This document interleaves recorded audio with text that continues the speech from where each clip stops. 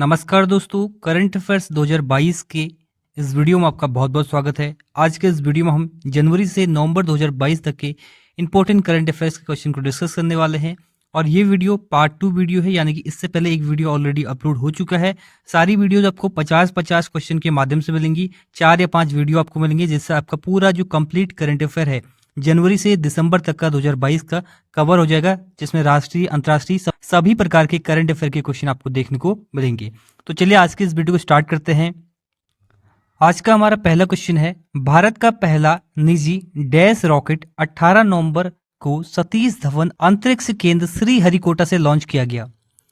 तो कौन सा भारत का पहला निजी रॉकेट है जो हाल ही में लॉन्च किया गया है?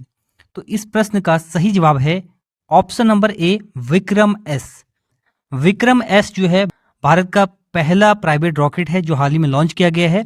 और इसको किसने निर्मित किया है, किस प्राइवेट कंपनी ने इसको बनाया है? इसका नाम है स्काई रूट एरोस्पेस। तो ये नाम याद रखिएगा, स्काई रूट एरोस्पेस ने जो है इस रॉकेट को बनाया है, जिसका नाम है विक्रम एस। और ये भारत का पहला प्राइवेट रॉकेट है जो लॉन्च हुआ है। ठीक है, कहां से लॉन्च किया गया है? तो ये लॉन्च किया गया है सतीश धवन अंतरिक्ष केंद्र श्रीहरिकोटा, जो कि आंध्र प्रदेश में स्थित है। ये आपको याद रखना है। भारत का पहला indigenous light combat attack helicopter का नाम क्या है? उसका नाम है प्रचंड। ठीक है, प्रचंड। और भारत का पहला प्राइवेट रॉकेट जो हाल ही में लॉन्च हुआ है, इसका नाम है विक्रम एस, जिसको बनाया है स्काई रूट ने। ठीक है, इसरो की मदद से इसको लॉन्च किया गया है सतीश धवन अंतरिक्ष केंद्र श्रीहरिकोटा, आंध्र प्रदेश से। ठीक है, तो ये आपको इस क्वेश्चन से याद रखना है। नेक्स्ट है, हाल ही में जारी विश्व प्रेस सूचकांक के 180 देशों में भारत का कौन सा स्थान है? तो हाल ही में जारी विश्व प्रेस सूचकांक में भारत का स्थान है 150। कोई अच्छा इसमें रैंक नहीं है भारत का। और ये कितने कंट्रीज में से है? आउट ऑफ 180 कंट्रीज में से।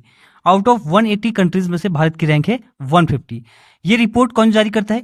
तो फ्रांस बेस्ड एक एनजीओ है, रिपोर्टर सेंस फ्रंटियर, ये इसको जारी करता है साल। और अगर बात करें इसमें टॉप किसने किया है, तो नॉर्वे ने इसमें टॉप किया है। सेकंड नंबर पर रहा है इसमें डेनमार्क, और तीसरे नंबर पर रहा है इसमें स्वीडन। ठीक है, और लास्ट नंबर पर है प्रेस फ्रीडम इंडेक्स में, यानी कि 180 नंबर पर है उत्तर कोरिया, यानी कि नॉर्थ कोरिया। ठीक है, तो कुछ इंडेक्स आपको फिर से रिवाइज कर देते हैं। अगर बात करें ह्यूमन डेवलपमेंट इंडेक्स की, इसमें इंडिया की रैंक है 132। हंगर इंडेक्स की बात करें तो हंगर इंडेक्स में है 107। और अगर डेमोक्रेसी इंडेक्स की बात करें तो डेमोक्रेसी में है इंडिया की रैंक 46। करप्शन परसेप्शन इंडेक्स में है 85। ठीक है, और अगर बात करें हंगर इंडेक्स की, तो हंगर इंडेक्स में इंडिया की रैंक है 107। ठीक है, तो ये आपको रखना है। और इनोवेशन इंडेक्स की बात करें तो 40 रैंक पर है इंडिया। ये सारे इंडेक्स जो है पूछे जाते हैं एग्जाम में, इनको अच्छे से आप याद कर लीजिएगा। नेक्स्ट है, क्वाड का सेकंड शिखर सम्मेलन मई 2022 में कहां आयोजित किया गया? तो क्वाड का दूसरा शिखर सम्मेलन 2022 में है। यह समिट आयोजित हुआ है टोक्यो में। ठीक है, टोक्यो जापान में। कब हुआ था? मई 2022 में। क्वाड की बात करें तो कितनी कंट्रीज हैं टोटल? क्वाड में 4 कंट्रीज हैं। कौन कौन सी? भारत, अमेरिका, ऑस्ट्रेलिया और जापान। इन चारों से मिलकर बनता है क्वाड। ठीक है, और इसका जो सेकंड सम्मेलन हुआ था, सेकंड समिट हुआ था, वो हुआ था टोक्यो जापान में 2022 में। अगर पहले समिट की बात करें तो ये हुआ था 2021 में। ये वर्चुअली हुआ था, कोविड के कारण यूएसए ने इसको होस्ट किया था। तो ये आपको याद रखना है।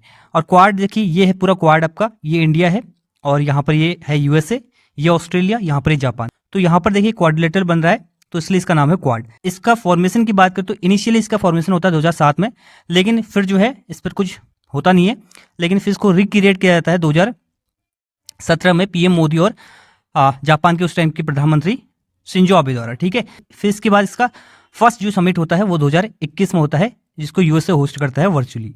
तो ये आपको याद रखना है। नेक्स्ट है, राष्ट्रमंडल खेलों के उद्घाटन समारोह में निम्नलिखित में से भारतीय दल का ध्वजवाहक किसे बनाया गया था? तो इसका सही जवाब है option number B, PV Sindhu को। देखिए 2 लोग बने थे ध्वजवाहक, पीवी सिंधु और मनप्रीत सिंह। मनप्रीत सिंह हॉकी टीम के कैप्टन है।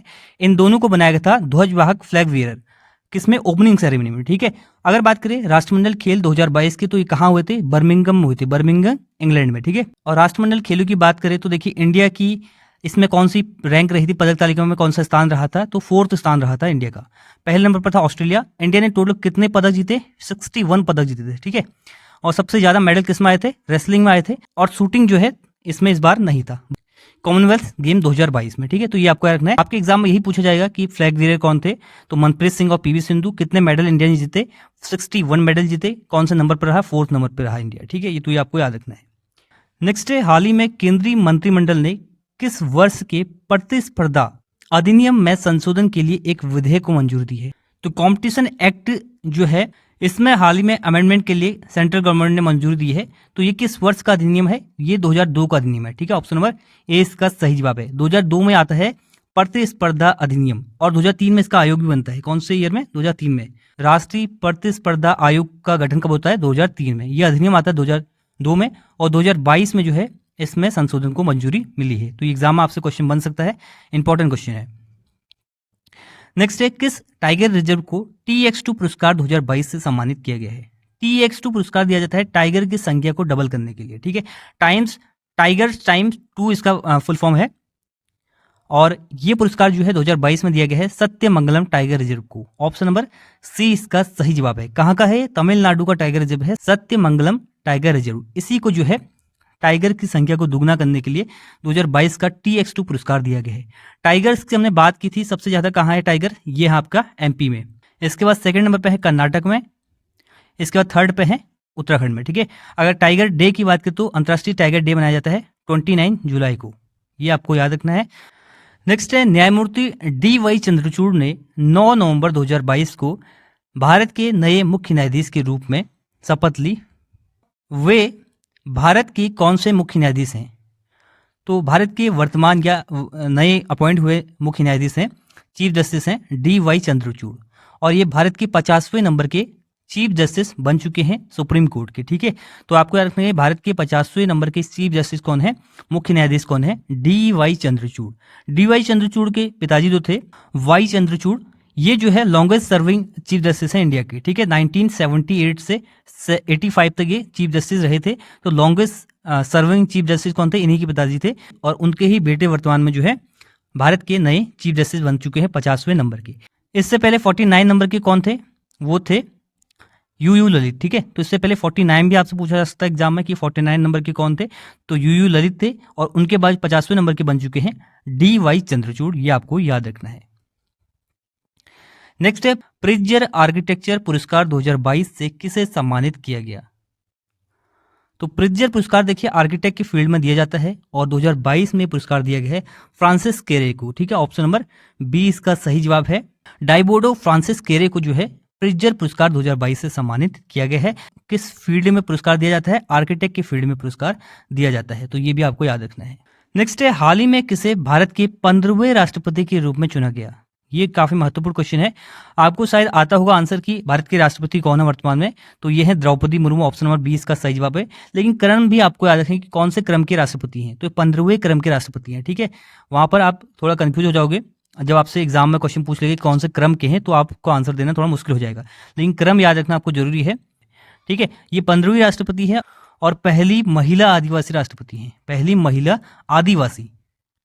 अगर पहली महिला की बात करें तो वो थी प्रतिभा देवी सिंह पाटिल, पहली महिला। दूसरी महिला है, लेकिन अगर आदिवासी पूछी जाए तो ये है पहली महिला आदिवासी राष्ट्रपति। 24 जुलाई को जो है इससे पूर्व जो राष्ट्रपति थे रामनाथ कोविंद जी, उनका कार्यकाल खत्म हुआ था, और 25 जुलाई को 15वें राष्ट्रपति के रूप में शपथ ली द्रौपदी मुर्मू ने। शपथ कौन दिलाता है, चीफ जस्टिस ऑफ इंडिया। ठीक है, राष्ट्रपति को शपथ दिलाता है chief justice of India. Next है, हाल ही में किसे भारत के 14वें उपराष्ट्रपति के रूप में चुना गया। तो इस प्रश्न का सही जवाब है जगदीप धनखड़। जगदीप धनखड़ जो है 14वें उपराष्ट्रपति हैं। देखिए, बड़ा कौन होता है, बड़ा होता है राष्ट्रपति, तो 15वें राष्ट्रपति हैं, और छोटा कौन होता है, उसके बाद कौन आता है, उपराष्ट्रपति, तो 14वें नंबर के हैं उपराष्ट्रपति। ठीक है, तो ये आपको याद करने के लिए आसानी रहेगी कि 15वें नंबर के हैं राष्ट्रपति और 14वें नंबर के हैं उपराष्ट्रपति। नाम क्या है इनका, जगदीप धनखड़। ठीक है, इससे पहले कौन थे, इससे पहले थे वेंकैया नायडू, इनका इन्होंने स्थान लिया है। और इनकी बात करें तो ये जो है राज्यसभा के सभापति भी होते हैं। राज्यसभा के सभापति कौन होते हैं, भारत के उपराष्ट्रपति। तो ये भी आपको याद रखना है। नेक्स्ट है, हाल ही में G7 शिखर सम्मेलन कहां पर हुआ। तो G20 की हमने बात की थी पहले, तो G7 की अगर बात करें तो ये हुआ था 2022 में। कहां पर, जर्मनी में। ऑप्शन नंबर सी इसका सही जवाब है, जर्मनी में हुआ था G7 शिखर सम्मेलन। G7 है ग्रुप ऑफ 7 कंट्रीज, 7 कंट्रीज कौन कौन है? Canada, France, Germany, Italy, Japan और यूनाइटेड किंगडम और यूएसए। ठीक है, तो ये 7 कंट्रीज है, इनका एक ग्रुप है। भारत इसका हिस्सा नहीं है। ठीक है, आपसे एग्जाम बन सकता है क्वेश्चन कि भारत इसका हिस्सा है या नहीं है। तो G7 का नहीं है भारत, भारत है G20 का हिस्सा। G20 कहाँ पर हुआ था? ये होता है इंडोनेशिया के बाली में। कौन से क्रम का था? 17th क्रम का। 18th कहाँ होगा? 18th होगा इंडिया में। ठीक है, G20 की बात कर रहे हैं। और G7 की बात करें तो 2022 में G7 शिखर सम्मेलन कहाँ पर हुआ था? जर्मनी में। ऑप्शन नंबर सी इसका सही जवाब है। नेक्स्ट है, भारत का सबसे बड़ा इलेक्ट्रिकल वाहन ईवी चार्जिंग स्टेशन कहाँ खोला गया? तो भारत का सबसे बड़ा ईवी चार्जिंग स्टेशन खोला गया है, option number B, Gurugram, Haryana में। ठीक है, गुरुग्राम में देखिए इंटरनेशनल सोलर अलायंस का जो है हेडक्वार्टर भी स्थित है। फूड ग्रेन एटीएम शुरू करने वाला पहला राज्य कौन सा था? वो था हरियाणा। ठीक है, हरियाणा के गुरुग्राम में ही जो है पहला फूड ग्रेन एटीएम खोला गया था। अगर बात करें शून्य अभियान की, शून्य अभियान ये एग्जाम के दृष्टिकोण से इंपॉर्टेंट है। शून्य अभियान जो है ईवी चार्जिंग से ही संबंधित है। जो इलेक्ट्रिक व्हीकल होते हैं उनसे जो है प्रदूषण कम होता है, तो इसी के लिए जो है ये शून्य अभियान जो है शुरू किया गया था इलेक्ट्रिक व्हीकल के लिए। ठीक है, तो ये भी आपको रखना है, शून्य अभियान संबंधित है इलेक्ट्रिक व्हीकल से। नेक्स्ट है, मार्च 2022 में कौन सा राज्य देश का पहला चाइल्ड बजट पेश करने वाला राज्य बन चुका है? तो देश का पहला चाइल्ड बजट पेश करने वाला राज्य बना है, ऑप्शन नंबर सी, मध्य प्रदेश। मध्य प्रदेश की कैपिटल क्या है? भोपाल। शिवराज सिंह चौहान जो है वर्तमान में मुख्यमंत्री है और मध्य प्रदेश ही जो है पहला चाइल्ड बजट पेश करने वाला राज्य बन चुका है। ठीक है, मध्य प्रदेश जो है सबसे स्वच्छ राज्य है 2022 का स्वच्छ सर्वेक्षण में। मध्य प्रदेश का ही इंदौर जो है 6ठी बार सबसे स्वच्छ शहर बना है स्वच्छ सर्वेक्षण 2022 में। नेक्स्ट है, निम्नलिखित में से कौन सा देश भारत का पहला यूपीआई सिस्टम अपनाने वाला विश्व का पहला देश बन चुका है? तो काफी महत्वपूर्ण क्वेश्चन है एग्जाम के दृष्टिकोण से। इसका सही जवाब है, भारत का यूपीआई सिस्टम अपनाने वाला दुनिया का पहला देश बन चुका है नेपाल। ऑप्शन नंबर डी इसका सही जवाब है। ठीक है, तो भारत का जो यूपीआई सिस्टम है इसको अपनाने वाला पहला देश कौन बना है? नेपाल। यूपीआई की फुल फॉर्म क्या होती है? Unified payment interface. ठीक है, ये इसकी फुल फॉर्म होती है यूपीआई की, ये भी आपको याद रखना है। बढ़ते हैं आगे।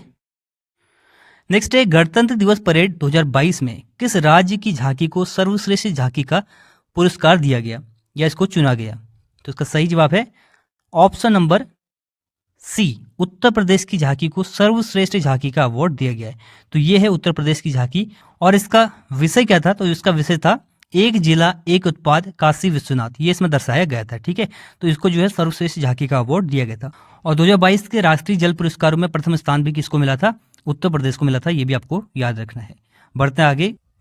अगला प्रश्न है, फ्रेंच ओपन 2022 का पुरुष एकल का खिताब किसने जीता?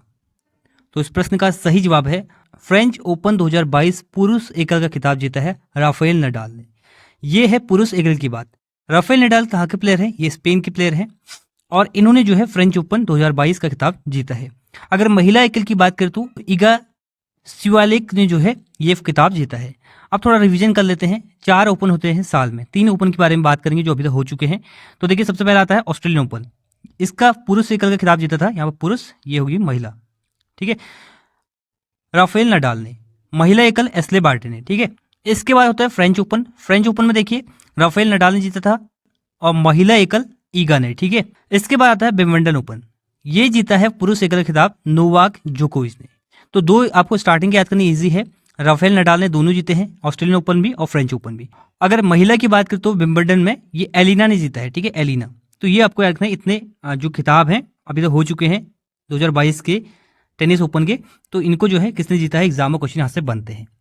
नेक्स्ट है, भारतीय क्रिकेट कंट्रोल बोर्ड बीसीसीआई के अध्यक्ष कौन है? तो ये हाल ही में अपॉइंट हुए हैं बीसीसीआई के नए अध्यक्ष सौरव गांगुली के स्थान पर। इस प्रश्न का सही जवाब है रोजर बिनी। पूर्व क्रिकेटर हैं रोजर बिनी, स्टुअर्ट बिनी उनके फादर हैं।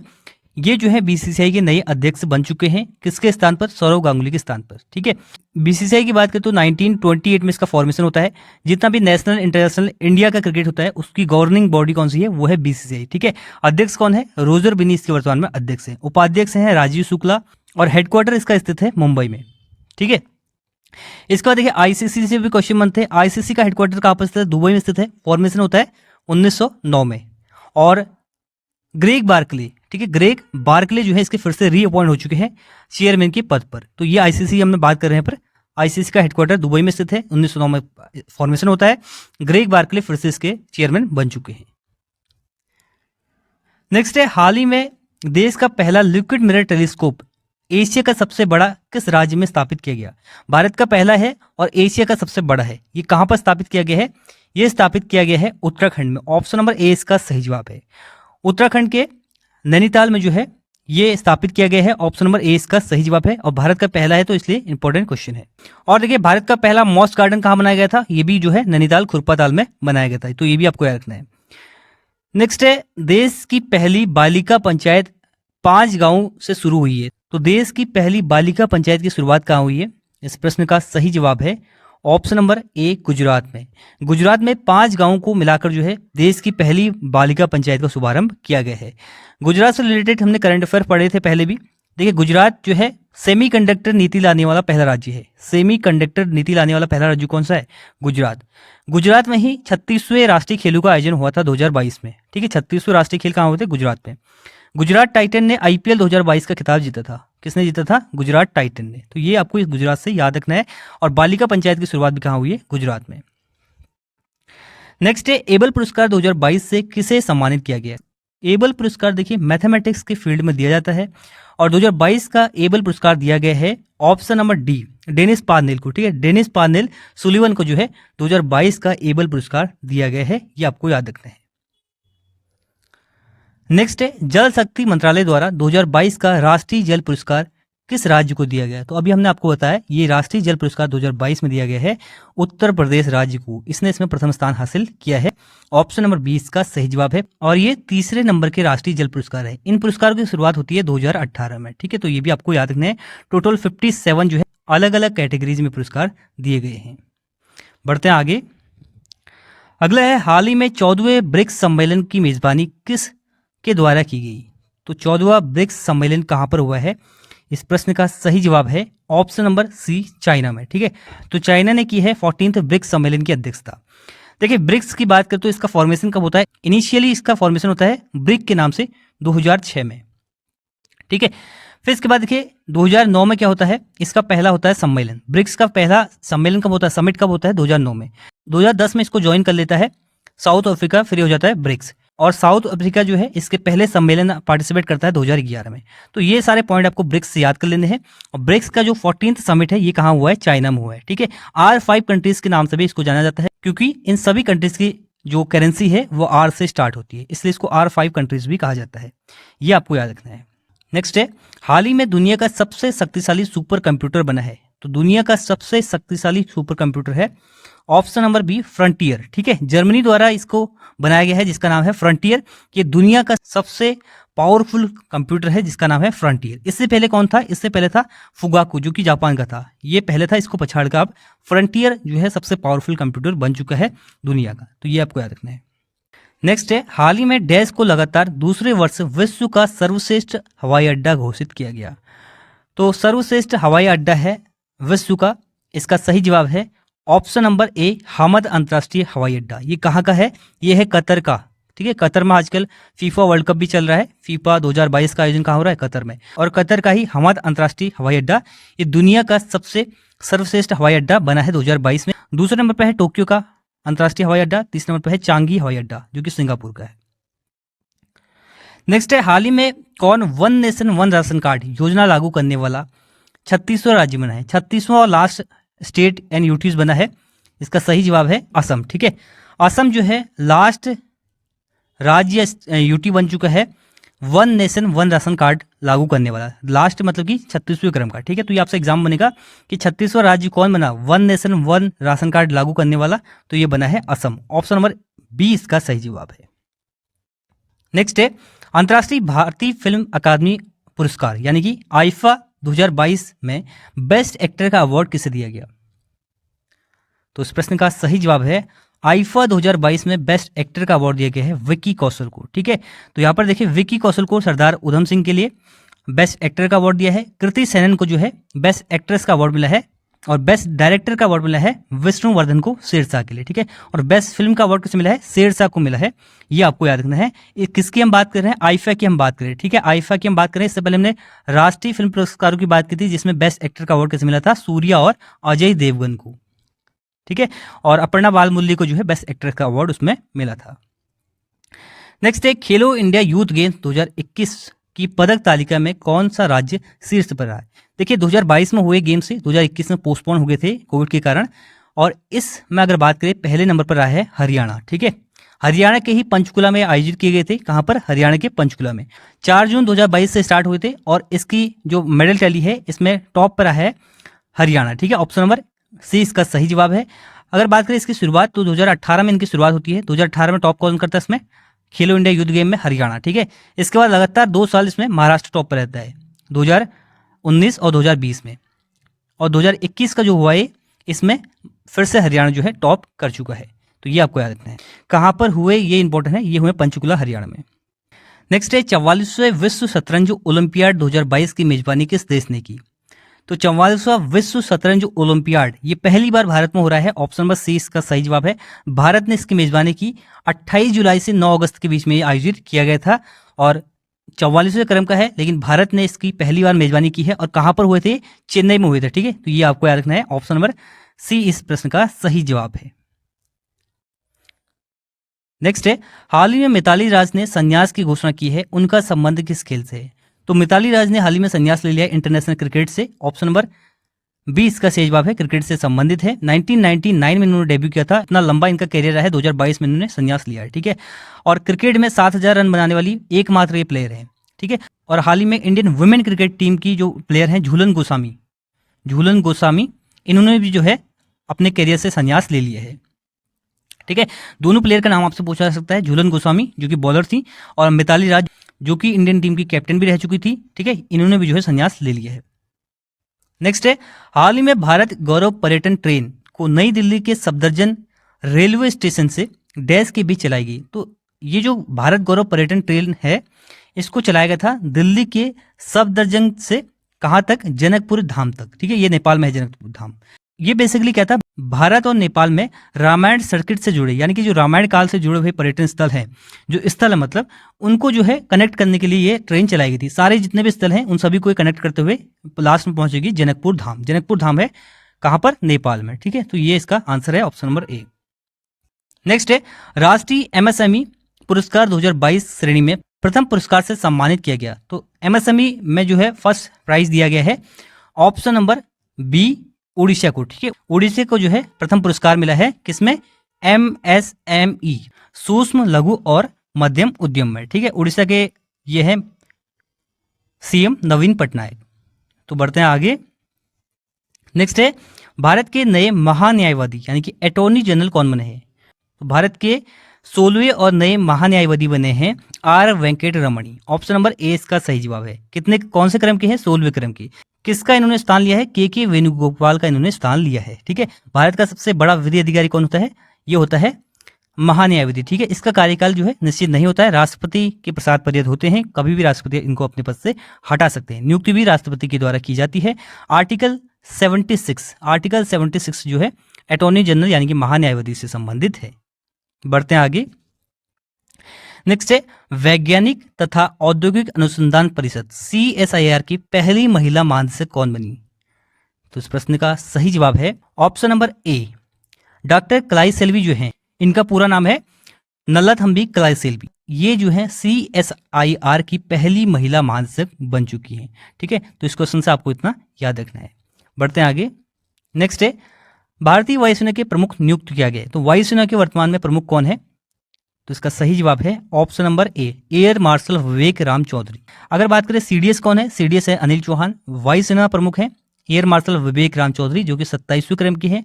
नौसेना अध्यक्ष कौन है? ये हैं एडमिरल आर हरि कुमार जो कि 25वें क्रम के हैं। और सेना अध्यक्ष कौन है यानी कि थल सेना अध्यक्ष कौन है? वो है मनोज पांडे 29वें क्रम के, ठीक है। तो ये आपको याद रखना है इस क्वेश्चन से। नेक्स्ट है संघ लोक सेवा आयोग UPSC के वर्तमान अध्यक्ष कौन है?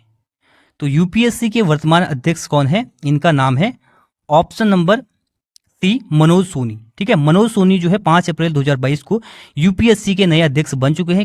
किनका इन्होंने स्थान लिया है? इन्होंने लिया है प्रदीप कुमार जोशी का स्थान। ऑप्शन नंबर सी इसका सही जवाब है। यूपीएससी का मुख्यालय कहाँ स्थित है? नई दिल्ली में स्थित है और इसकी स्थापना होती है 1 अक्टूबर 1926 में। ठीक है, 1926 को जो है इसकी स्थापना होती है। इससे संबंधित अनुच्छेद जो है वो है अनुच्छेद 315। अगला प्रश्न है, पहले लता दीनानाथ मंगेशकर पुरस्कार से किसे सम्मानित किया गया?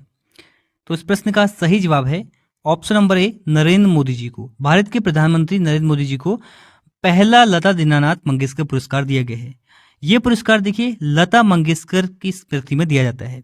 ठीक है, इनका हाल ही में निधन हो गया था 2022 में, फरवरी 2022 में, 92 ईयर की एज में। ठीक है, और स्वर कोकिला के नाम से इनको जाना जाता था। लेजेंडरी सिंगर थी लता मंगेशकर। इनकी स्मृति में जो है ये पुरस्कार शुरू किया गया है, लता दीनानाथ मंगेशकर पुरस्कार, और पहली बार जो है नरेंद्र मोदी जी को ये दिया गया है। लता मंगेशकर से आपके एग्जाम में क्वेश्चन बन सकते हैं। इनको भारत रत्न से कब सम्मानित किया गया था? तो 2001 में इनको दिया जाता है भारत रत्न। पद्म विभूषण कब दिया जाता है? 1999 में। और इनका निधन कितने वर्ष की आयु में हुआ था? 92 ईयर की एज में, फरवरी 2022 में। तो ये आपको याद रखना है। बढ़ते हैं आगे। नेक्स्ट है, साहित्य अकादमी पुरस्कार 2021 हिंदी भाषा के लिए किसे दिया गया?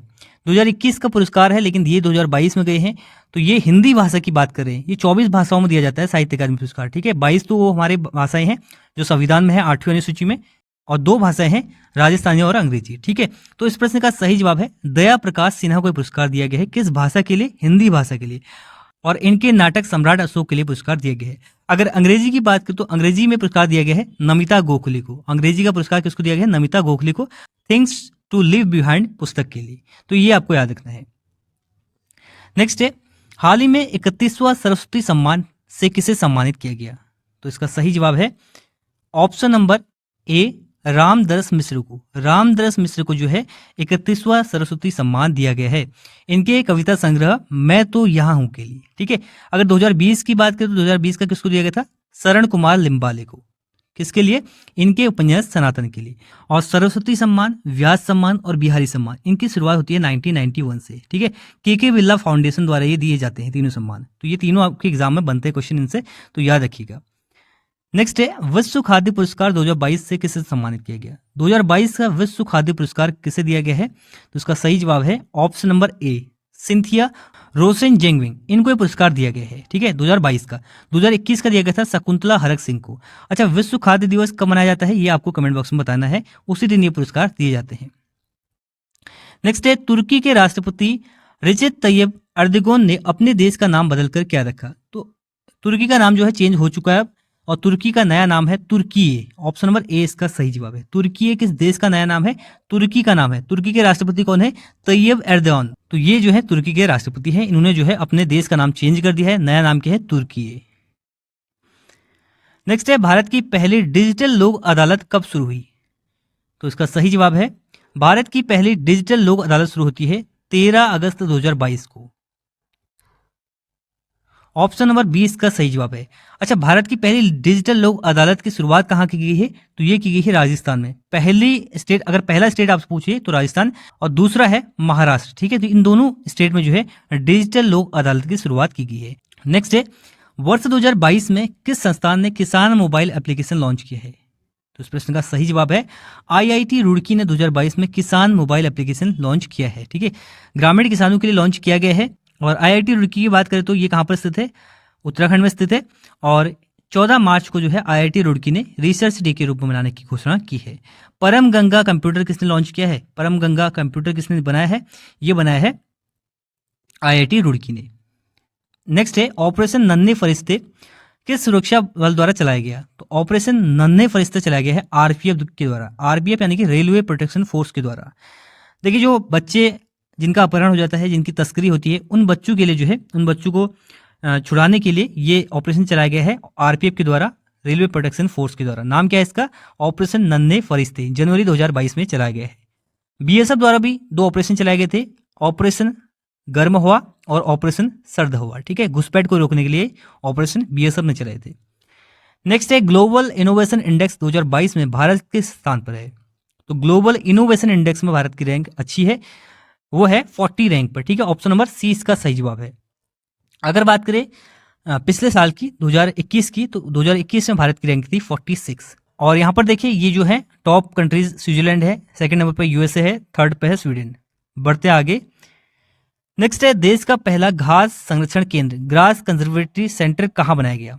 तो देश का पहला घास संरक्षण केंद्र बनाया गया है ऑप्शन नंबर बी रानीखेत में। ये इसका सही जवाब है। रानीखेत में जो है भारत का पहला ग्रास कंजर्वेशन सेंटर बनाया गया है। रानीखेत में ही देखिए भारत का पहला जंगल हीलिंग सेंटर भी बनाया गया था, ये भी आपको याद रखना है। डस्टलिक 2 सैन्य अभ्यास भारत और उज्बेकिस्तान के मध्य जो है रानीखेत में हुआ था। अजय वॉरियर सैन्य अभ्यास ये भी जो है 2021 में भारत और ब्रिटेन के मध्य कहाँ हुआ था? ये भी रानीखेत में हुआ था, रानीखेत के चौबटियों में। तो इतना सारा पॉइंट आपको रानीखेत से याद कर लेना है। अगला प्रश्न है विश्व पर्यावरण दिवस यानी कि वर्ल्ड इन्वायरमेंट डे मनाया जाता है।